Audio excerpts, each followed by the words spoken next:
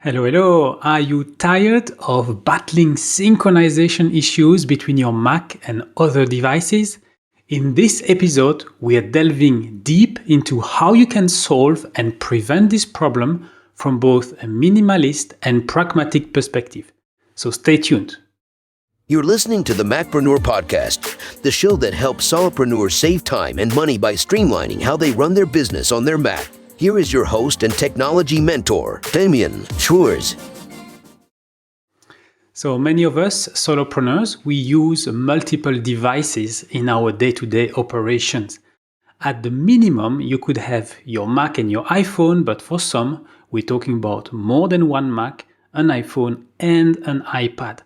And the challenge is keeping everything in sync, our files, emails, contacts, calendars, notes, and all the other things. It can be frustrating and time-consuming when our devices don't play nice together. And so we'll tackle this issue from two angles today.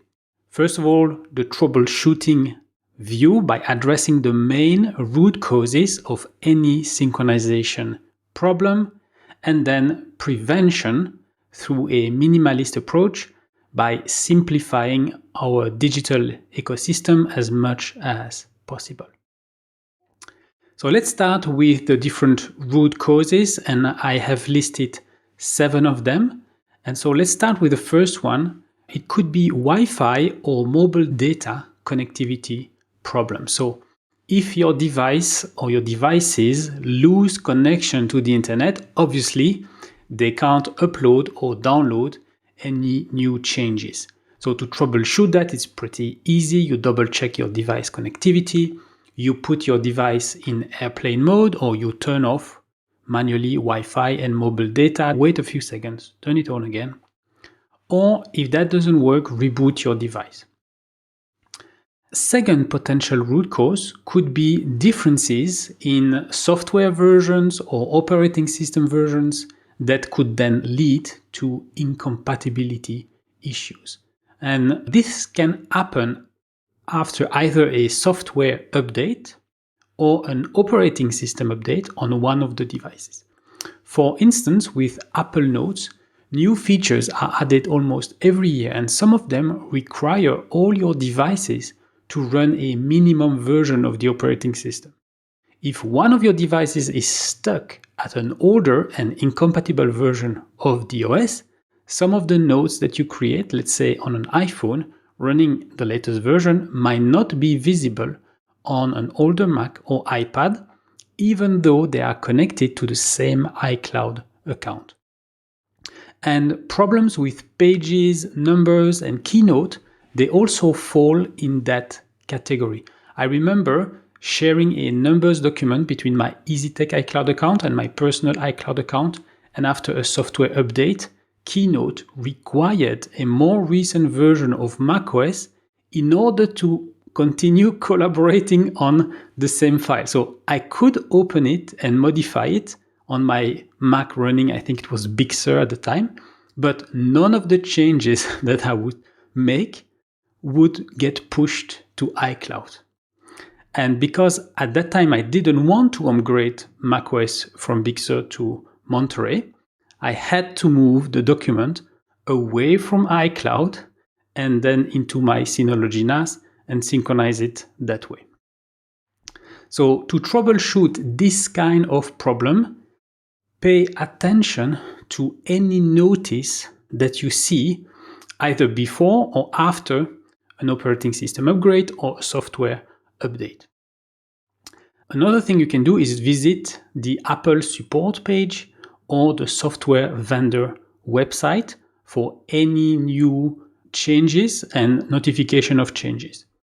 And if it's possible, update the application on all your devices or upgrade all your devices to the latest version of the OS or to the minimum required version of the OS for the synchronization to happen seamlessly. So that's number 2. Number 3, it could be that the settings or the configuration of the application is done incorrectly. And so if you have conflicting account settings or some of these synchronizations are disabled, obviously then all your devices could not play nice together. I've had cases for some of my clients where calendar events created on one device would not appear on another one, on another device. And it turned out that actually they didn't configure the same accounts on all their devices. I don't remember exactly what had happened, but it was like having configured iCloud and Google Calendar on one device, but only iCloud on the other device. Obviously, when they create an event for the Google Calendar on their Mac, this event could never appear on the iPhone because the Google account was not configured, or the Google account was configured, but calendar synchronization was not toggled on.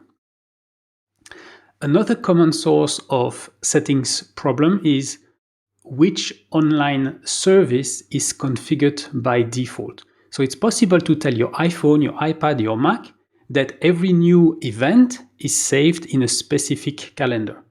And if that default calendar is not the same on all your devices, then it's very easy that some event that you create on one device does not appear on the right one on the other devices. And by the way, it's exactly the same with contacts. So as troubleshooting steps on your Mac, I recommend to access the preferences pane or the settings pane of the application. So you click on the application name and then you will see preferences or settings, and then check if there are any problems over there. You could also visit system preferences or system settings and then visit internet accounts. There you will see what is toggled on and off. On your iPhone or iPad, you open the settings app, then you visit the service that you have problems with. For instance, you scroll down to contacts, to calendar, to mail. Then you look at, first of all, there will be a section with the default account.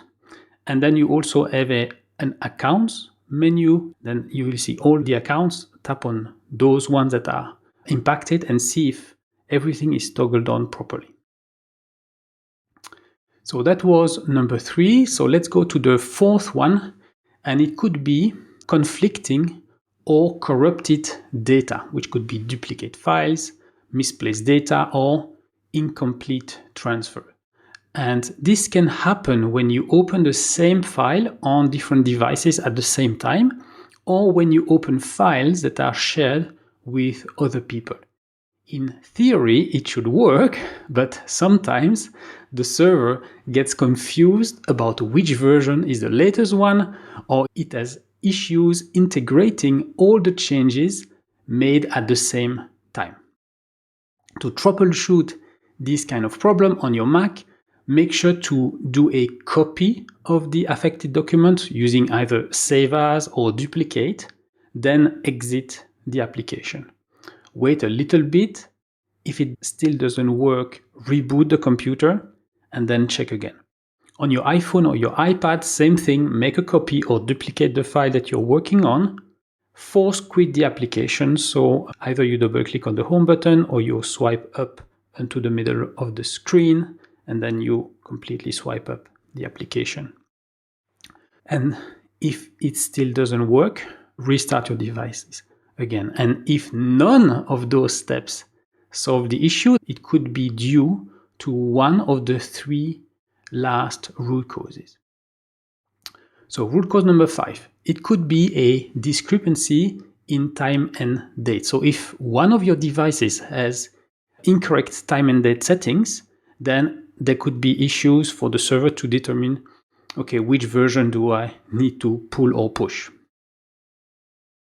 And this can happen after an operating system update, or in the case of your Mac, if it crashes at one point, or the application crashes at one point. So to troubleshoot this on your Mac, you visit System Preferences or System Settings, then Date and Time, and make sure that it's updated automatically. On your iPhone or iPad, you visit the Settings app, you go to General, Date and Time, and again, Set Automatically should be toggled on. Then number 6 It could also be that you don't have enough storage space. It could be local storage space, so on your device, and in that case, it cannot pull new things from the cloud. This usually happens on MacBooks with 128 or 256 gigabytes of storage, which is, in my opinion, not enough nowadays to cope with the amount of data that we, as solopreneur, we usually deal with. This can also happen to a lesser extent on older iPhones and iPads, even though by nature, iOS or iPadOS can easily free up space when needed. But sometimes it's not the device's space the issue, it's actually the cloud storage space. So it could be iCloud storage, Dropbox, OneDrive, Google Workspace storage. And in that case, new files, new documents, new pictures you just took with your iPhone can't be uploaded to the cloud until we either delete or move stuff out of the cloud storage, or we increase our quota. And so as troubleshooting steps on your Mac, to check the available local storage space, you visit the Apple menu, then About This Mac. If you have macOS Monterey or earlier, there will be a storage tab, and you will see how much storage left you have. On macOS Ventura on later, you will click on the More Info button. It will open the System Settings app. You will scroll down and you will see the available space. To check the available space on iCloud, you open System Preferences or System Settings, then you click on your Apple ID, then on iCloud. And if you want to check for Dropbox, OneDrive, Google Drive, there will be a small icon in the menu bar in the top right corner next to the clock. And then after clicking on that icon, you should see a settings pane. Usually it's an icon that looks like a cogwheel. On your iPhone or your iPad, to check the local storage, you visit Settings, General, iPhone Storage. And for the iCloud storage, you open the Settings app, Apple ID, and there you will have iCloud. For Dropbox, OneDrive, Google Drive, you can open the mobile application if you find the settings pane. I know that for OneDrive Personal it works, but not for OneDrive Business. If you can't find the available storage space in the cloud, you can then open Safari, you log into your account, and you will be able to find that information over there. And finally, if it's not related to your device somehow, it could be a server or a cloud service issue, right? So if the cloud server is down, it can't accept the changes that one of your devices is trying to push, or it can't push the latest changes that it has to one of your devices that just got turned on. For checking Apple services status, you visit the page apple.com/support/system status in one word. You might see an orange or a red light next to the service that is causing an issue. Now for Dropbox, you visit status.dropbox.com. For Microsoft stuff, you visit portal.microsoft.com/service status in one word. For Google Workspace, it's google.com/apps status/dashboard. And if you have other cloud services that you're using, you can also visit a website called Down Detector, so downdetector.com in one word, and you will then be able to search for a cloud service, and there is a very high chance that you will find it there. And if it's down, some of the users of this service will report it, and you will then see how many people reported that, since when, and so on.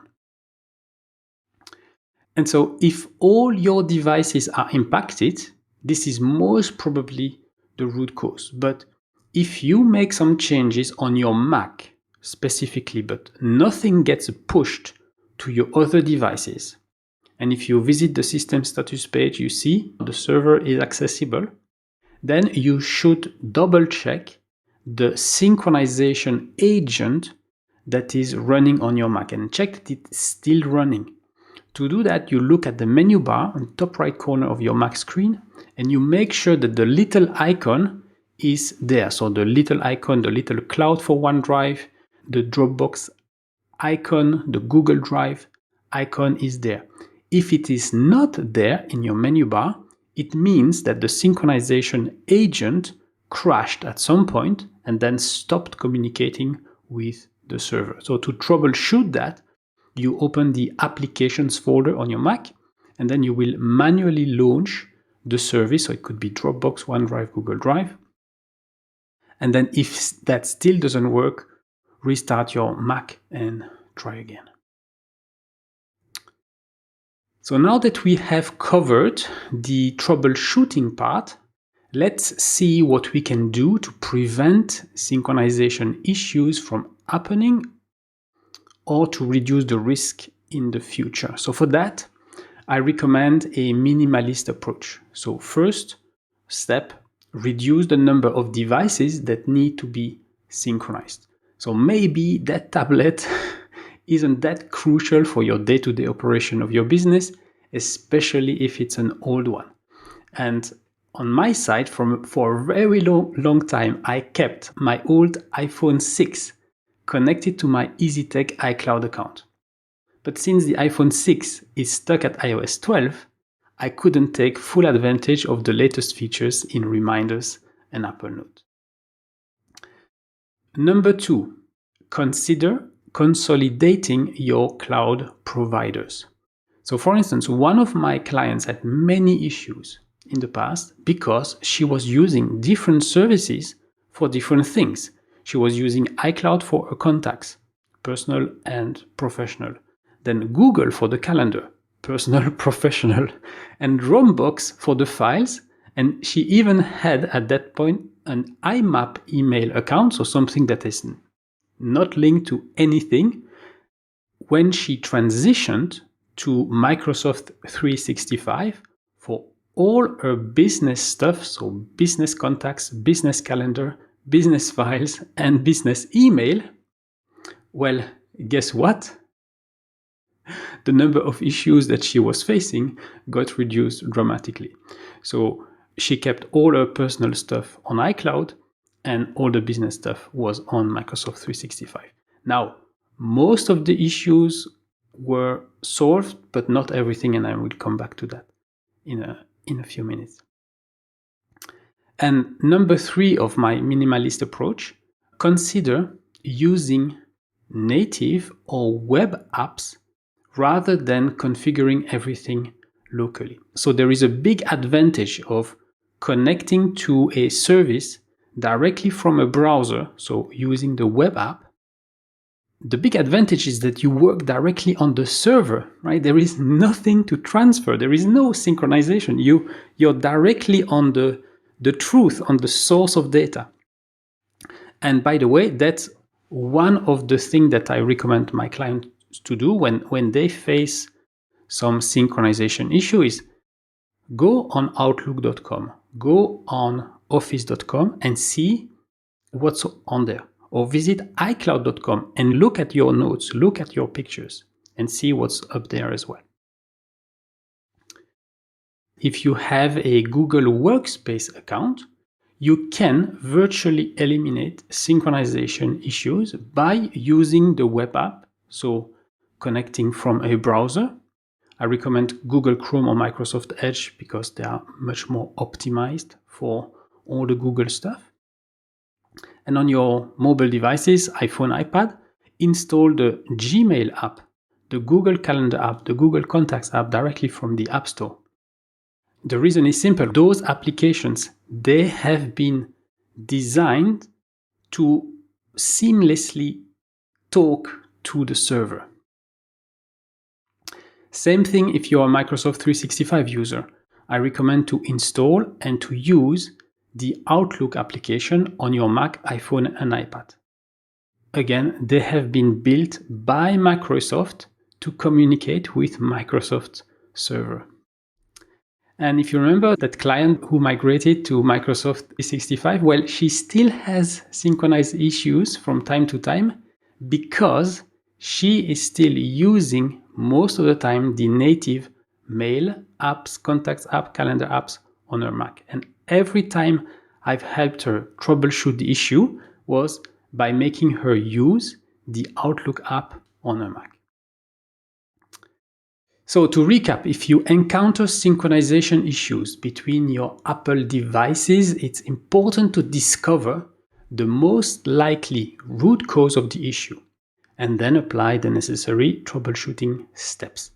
At a high level, the issue can come either from one of your devices or from the server itself. It may sound cliché, but start by turning off Wi-Fi and by rebooting your devices.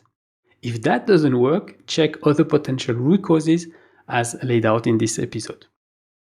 And to reduce the risk of potential synchronization issues, I suggest adopting a minimalist approach. First, reduce the number of devices that need to be synchronized. Second, reduce the number of cloud providers that you rely upon for your business. And number 3, use a web app or install dedicated apps that talk directly to the cloud servers to minimize the intermediate layers. And in the next episode, I will cover the 3 killers of Mac productivity. So make sure to click the follow or subscribe button so that you won't miss this jam-packed episode.